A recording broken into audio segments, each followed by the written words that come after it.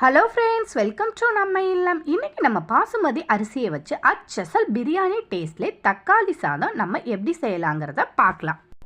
இப்போ தான் நீங்கள் நம்ம சேனலை ஃபர்ஸ்ட் டைம் பார்க்குறவங்களா இருந்தால் வீடியோக்கு கீழே உள்ள ரெட் கலர் சப்ஸ்கிரைப் பட்டனை சப்ஸ்கிரைப் பண்ணிவிட்டு அப்படியே பக்கத்தில் உள்ள பெல் ஐக்கானை கிளிக் பண்ணிவிட்டு வீடியோவை கண்டினியூ பண்ணுங்கள். நீங்கள் இந்த பாசுமதி அரிசியில் தக்காளி சாதம் செஞ்சு குழந்தைங்களுக்கு லஞ்ச் பாக்ஸ் ரெசிப்பியாக கொடுத்து பாருங்கள். குழந்தைங்க ரொம்பவுமே விரும்பி சாப்பிடுவாங்க. அது மட்டுமல்ல, நம்ம லஞ்ச் பாக்ஸ் ரெசிபி செய்கிறதுக்காக ரொம்பவுமே டைம் எடுத்து பண்ணாமல் இந்த தக்காளி சாதம் நம்ம 15 நிமிஷத்தில் ரொம்ப ஈஸியாக டக்குன்னு ரெடி பண்ணிடலாம்.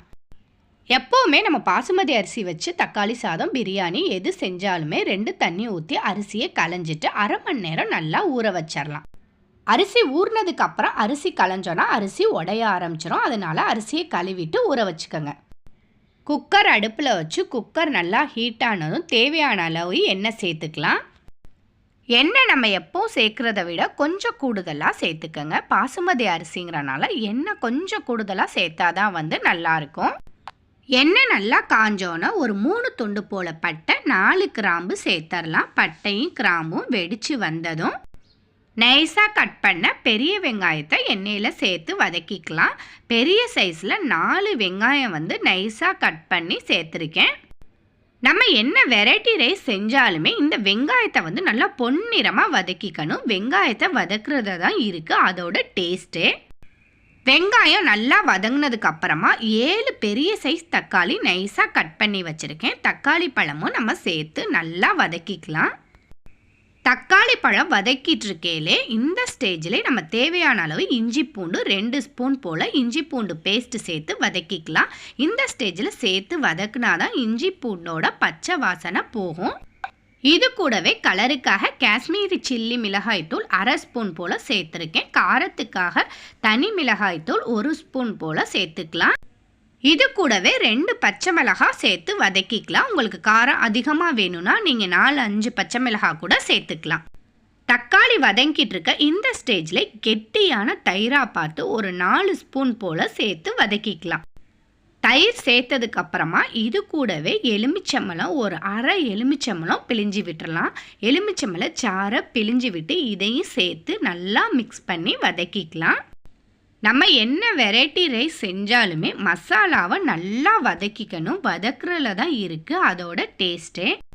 பாருங்கள், இப்போ மசாலா எல்லாம் நல்லா வதங்கி எண்ணெய் பிரிஞ்சு வந்துருச்சு. இந்த ஸ்டேஜில் புதினா கொத்தமல்லி இலைகள் சேர்த்துக்கலாம். இந்த புதினா கொத்தமல்லி இலைகள் ரொம்ப அதிகமாக சேர்க்காதீங்க, கொஞ்சம் அளவோடு சேர்த்துக்கங்க.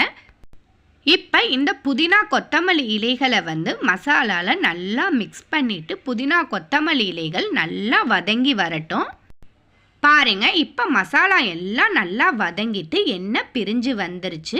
இது மாதிரி எண்ணெய் பிரிஞ்சு வந்ததுக்கு அப்புறம் தான் நம்ம தண்ணி சேர்க்கணும். இது மாதிரி எண்ணெய் பிரிஞ்சு வந்தாதான் நமக்கு மசாலா நல்லா வதங்கியிருக்கு அப்படின்னு அர்த்தம். நான் அரிசி எந்த உலக்கில் எடுத்தேனோ அதே உலக்கில் தண்ணி அளந்து சேர்த்துக்கிறேன். பாசுமதி அரிசிக்கு 1 உலக்கு அரிசிக்கு 1.5 உலக்களவு தண்ணி எடுத்துக்கோங்க.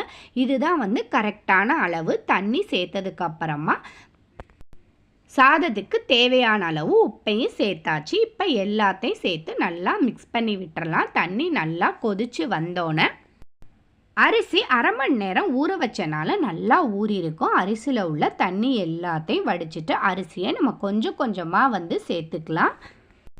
அரிசியை சேர்த்ததுக்கப்புறமா நம்ம கரண்டி போட்டு ரொம்ப கிளறக்கூடாது.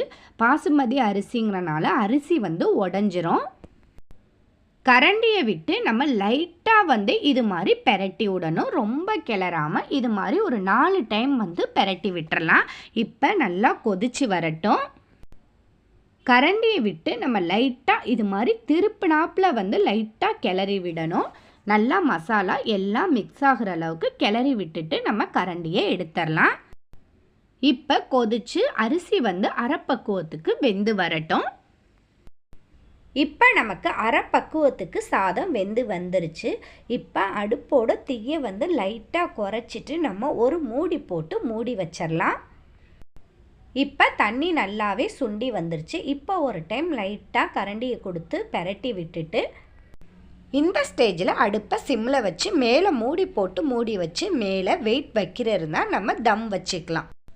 இப்போ தண்ணியெலாம் வற்றி சாதம் நல்லா வெந்து வந்துருச்சு. இப்போ கடைசியாக இந்த ஸ்டேஜில் சாதத்து மேலே ஒரு 3 ஸ்பூன் போல் இது மாதிரி நெய் சேர்த்து லைட்டாக கிளறி விட்டு மூடி போட்டு ஒரு 5 நிமிஷம் மூடி வச்சிடலாம்.